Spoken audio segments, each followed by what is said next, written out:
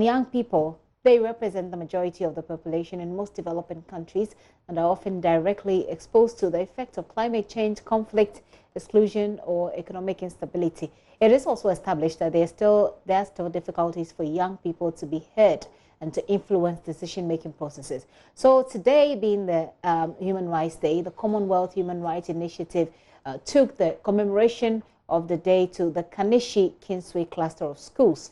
They spoke to pupils there and tasked them to stand up for their human rights and ensure their rights are not infringed upon. They also took them through what their rights are and what they must do when they feel harassed in any way. I have here in the studio Grace Jemfi, who is project officer with the Commonwealth Human Rights Initiative. Ms. Jemfi, you're welcome to the show. So, International Human Rights Day, you try to take it to young people. Tell us first of all about your interaction with these young people. As you know, in Ghana, human rights is here, but it's not here. We hear from people saying it, but they don't even know they have been abused or they have been violated, or they can even defend someone who has been abused. Okay. So we realize that when we take it to the schools, educating them young will help. Okay. So that will help them stand for themselves and others as well. That makes us take it to the schools. Okay, so you took it to the schools. I take it you had an interaction with them. What feedback do you get from the children to validate the assumption that you have about not knowing, them not understanding what human rights is all about? Do you get that feedback that validates that assumption? Yes, I would say they do understand, but they don't know how to demand for it. They don't know how to speak for it. They don't know they have that. So we went there to let them know, yeah, you have it. But it should be in a respectful way.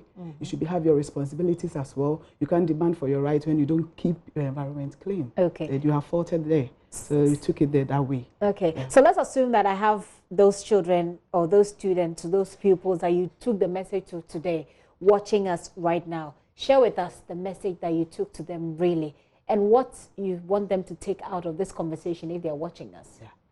We took to them that bullying is an abuse. Okay. As you bully someone, you're abusing the person. You are not letting the person enjoy his freedom to be in school.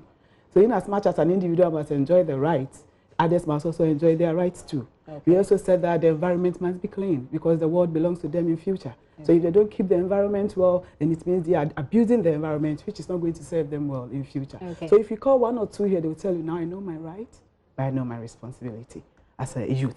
So that they also help people outside when they realize they don't know that their rights have been infringed upon. Okay. Yeah. Did they get the opportunity to share with you their own experiences and their own stories? No, really. We didn't do that sharing, but we realized we did brainstorming. Okay. So we realized that they knew what human rights were, but they didn't know how much they were being abused or they are abusing their colleagues as well. Okay. And also knowing that if you say, I have my rights, you have your responsibility. They didn't know that. So we went to fill those gaps that, yes, the right is there, but your responsibility is there. Okay, so let's hope that this is, say, a first step towards getting them to understand a bit more about their human rights. But in Ghana, we have a very unique culture. In our culture, we respect the elderly. In our culture, some people have argued that it makes us timid. How, in your distribution of this human rights, message to our young people, do you balance that, the need to demand your rights and the need to also respect your culture? We let them know that, yes, the right is there. We have our values. Our parents are there. Our teachers are duty bearers. We have to respect them. So in as much as the laws are there for them to enjoy those rights, we educated them that it shouldn't be a rude way of demanding for your right. Okay. It should be a nice way of asking for it, or letting the person know that what you're doing, I don't like. I feel discriminated upon. Right. But it should be a very nice, a tactful way of communicating for the person to know that, oh, what I'm doing is not so good or it's not so right. Okay. And the person will change his ways. So for the Commonwealth Human Rights Initiative, what do you find as the main gap in Ghana when it comes to human rights? It comes to education. Okay. It's about education. Okay. So we are believing that we have to take human rights education to the schools. The pastors, the market women, everybody matters.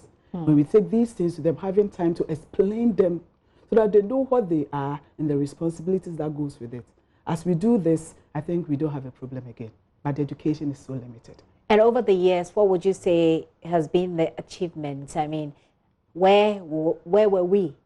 How far have we come? And where do we want to go? I would say, now, social media is helping.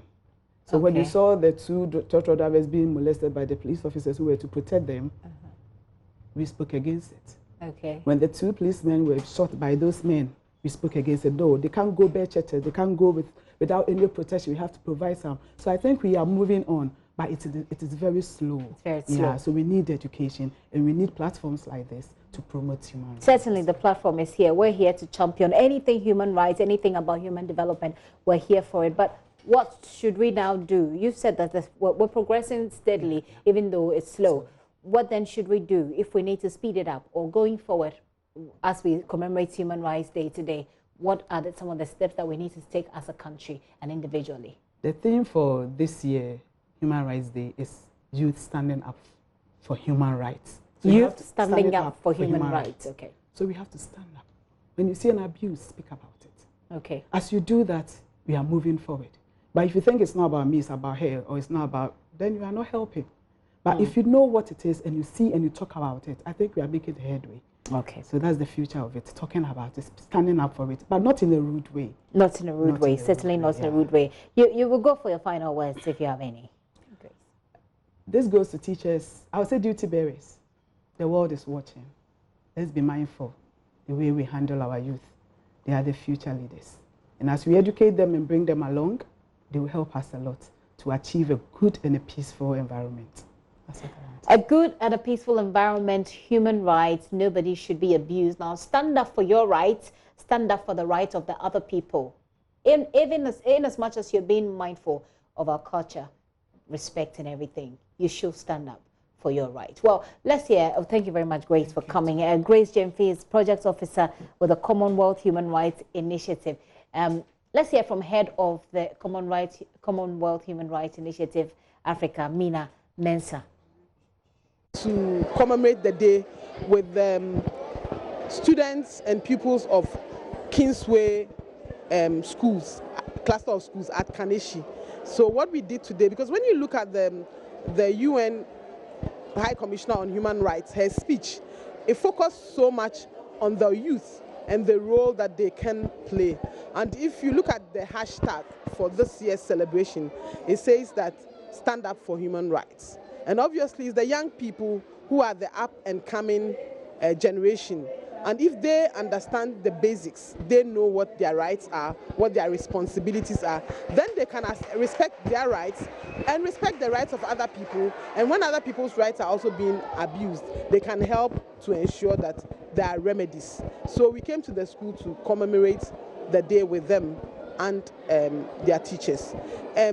We chose the theme Youth for Human Rights, and we try to link it up to climate change because of the way things are, environmental issues, and the fact that if you don't protect the environment today, tomorrow there will be no world for the youth to live in. So that is why we decided to organize the day.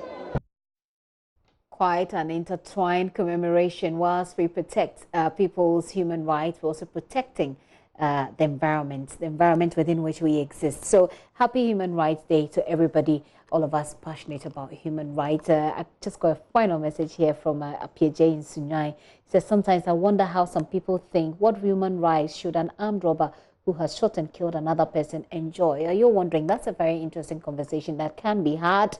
You think that any robber or anybody like that found should not enjoy human rights, but well, that's the law. The law says that you should allow those persons to have access to a fair trial, and then you can move on from there. But it's it's our responsibility for all of us to stand up for our human rights and to be there for other people's human rights as well. This is still The Pulse with me, Gifty and Wapia.